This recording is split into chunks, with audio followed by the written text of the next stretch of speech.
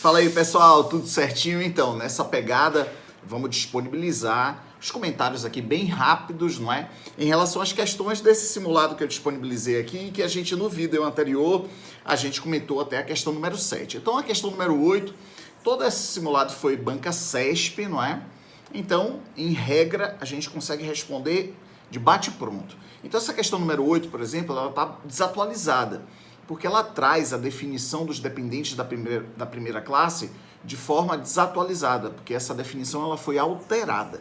Então diz assim, são considerados beneficiários do regime geral na condição de dependentes do segurado, o cônjuge, a companheira, o companheiro, o filho não emancipado, inválido ou que tenha deficiência intelectual ou mental que o torne absoluto ou relativamente incapaz, assim declarado judicialmente. Não é assim a definição, não é? Todo mundo sabe, se a gente for lá no artigo 16, tanto da Lei 8213 quanto do Decreto 3048, a gente vai encontrar lá. Quem são os dependentes da primeira classe do segurado? O cônjuge, companheiro, companheira, o filho de qualquer condição não emancipado, menor de 21 anos ou inválido, ou que tenha deficiência intelectual, mental ou grave, e um abraço. E aí termina a definição. Se a gente for lá, não é?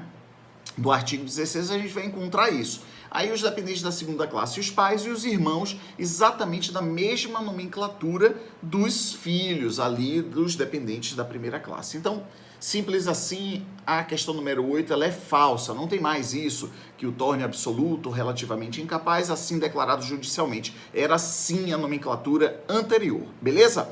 Vamos lá na questão número 9, diz assim, José, com 16 anos de idade, não emancipado, vive às expensas de seu irmão mais velho, João, que é segurado da Previdência. Nessa situação, José é considerado beneficiário do regime geral de Previdência Social na condição de dependente de João.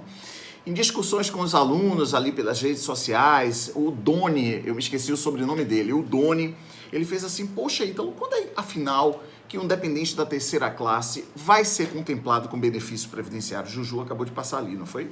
Então, quando é que ele vai ser beneficiado, se é um dependente da terceira classe?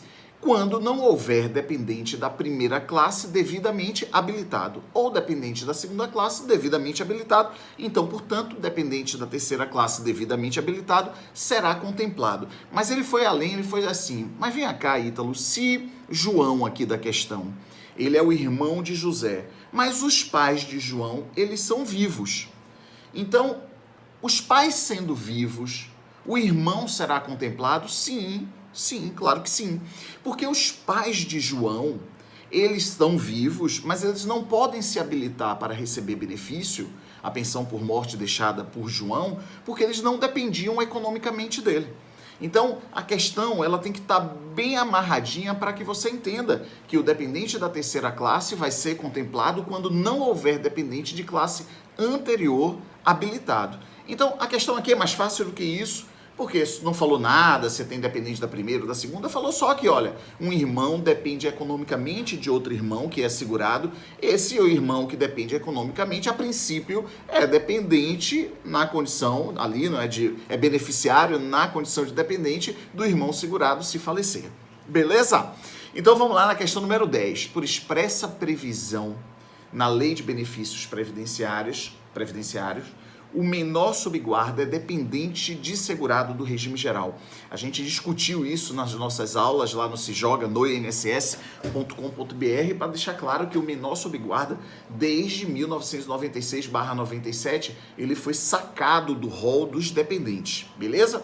Então, abriu-se uma discussão se essa exclusão do menor sob guarda do rol dos dependentes ela era constitucional ou não. E essa discussão chegou no Supremo Tribunal Federal. De lá para cá, muita coisa aconteceu, muitas mudanças na legislação, e hoje é expresso na legislação previdenciária, no Decreto 3048, que é exclusivamente equiparado a filhos, o menor tutelado e o enteado, exclusivamente. Então, caindo em prova, já que direito previdenciário costuma não cobrar, não está no edital, o entendimento dos tribunais superiores, das decisões dos tribunais superiores, a gente vai continuar mantendo aqui, ó, a nossa pegada de que menor sob guarda não é dependente do segurado, ok? Entretanto, agora em junho de 2021, o Supremo declarou inconstitucional aquela lei lá de 1996 que tirou do rol dos dependentes o menor sob guarda, beleza? Mas como não se cai em entendimento decisões dos tribunais superiores em relação ao direito previdenciário, a gente mantém aqui a nossa pegada, aquilo que está ali no decreto 3048, que é o objeto de estudo que você deve ter em mãos, ok? Então, por expressa previsão na lei, o menor sob guarda é dependente do segurado? Não, falso.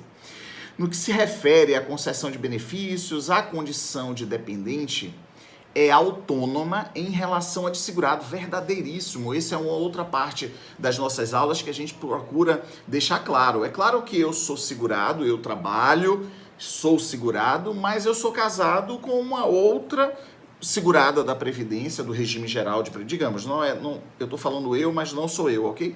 Porque eu sou do regime próprio, juntamente com o Juju, enfim. Mas vamos imaginar um trabalhador. Ele trabalha, então, portanto, na condição de trabalhador, é segurado, ok? A esposa trabalha na condição de trabalhadora, é segurada. Mas ambos são dependentes entre si, ok? Então, eu sou segurado e sou dependente ao mesmo tempo. Lembrando que o regime tem caráter contributivo, mas isso alcança especificamente os segurados. O assunto carência, por exemplo, 0, 10, 12, 24, 180, alcança somente os segurados, porque os dependentes, na condição de dependentes, para ter acesso a benefícios, não é? A pensão por morte e auxílio reclusão, não devem contribuir nada. Não vai ser requerido deles comprovação de contribuição. Beleza? Tranquilo? Então, no que se refere à questão número 11, diz o seguinte: no que se refere à concessão de benefícios previdenciários, a concessão de dependentes é autônoma em relação a de segurado, de forma que, tendo falecido na data do óbito, perdido a condição de segurado e não tenha cumprido os requisitos necessários para a aposentadoria, seus dependentes farão jus à pensão por morte em valor proporcional ao tempo de contribuição do instituidor do benefício. Falso! Falso! Claro que é falso. Perdeu a qualidade de segurado, em regra, não tem direito a benefício algum.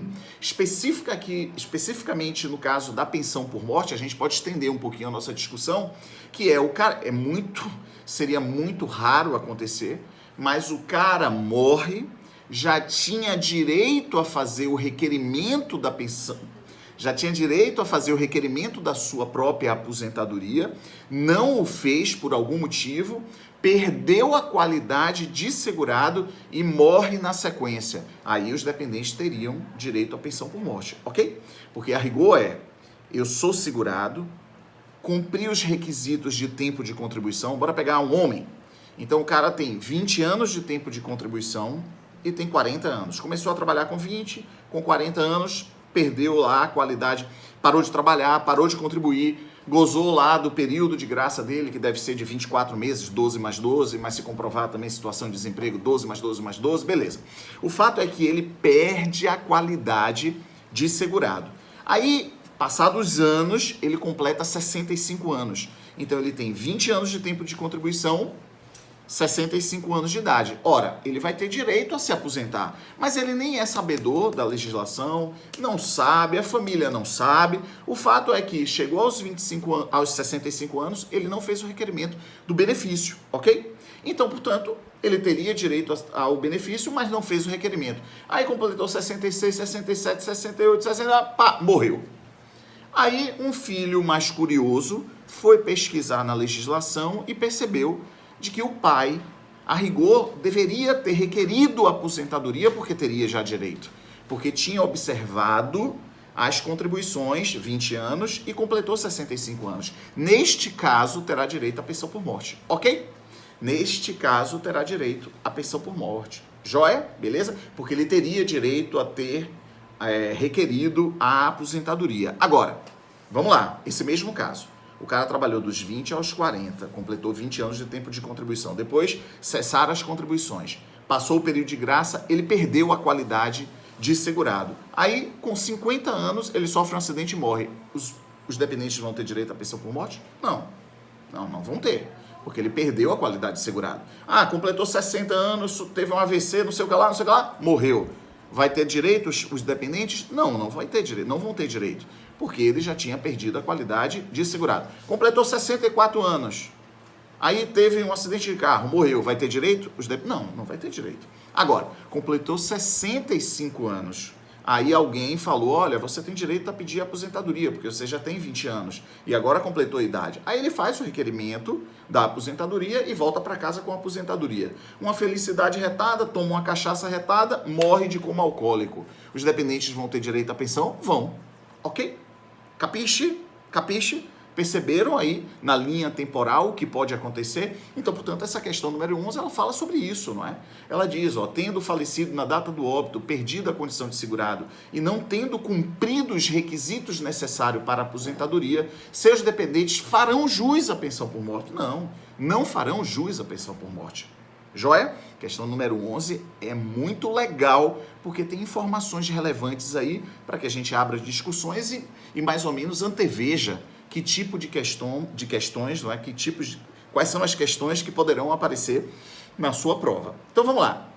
Questão número 12. A ausência de cônjuge, companheiro, companheira, a dependência dos pais é presumida. Está dizendo que se não houver dependente da primeira classe, o benefício será devido aos dependentes da segunda classe e é presumida a dependência. Não é, beleza? Os dependentes da segunda classe devem comprovar a dependência econômica. Questão número 13.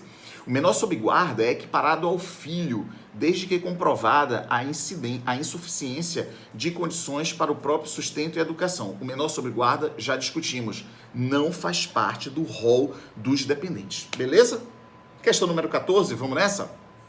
Diz assim, Fernanda foi casada com Lucas, ambos segurados da Previdência Social. Há muito tempo separados, resolveram formalizar o divórcio.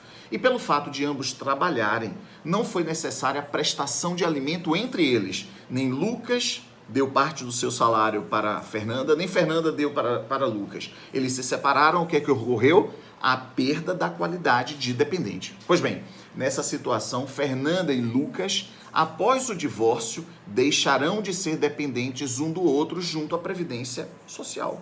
Beleza, é isso aí mesmo, não é? É isso aí. A gente até consegue ver aqui algumas impropriedades, mas a questão é certa e um abraço.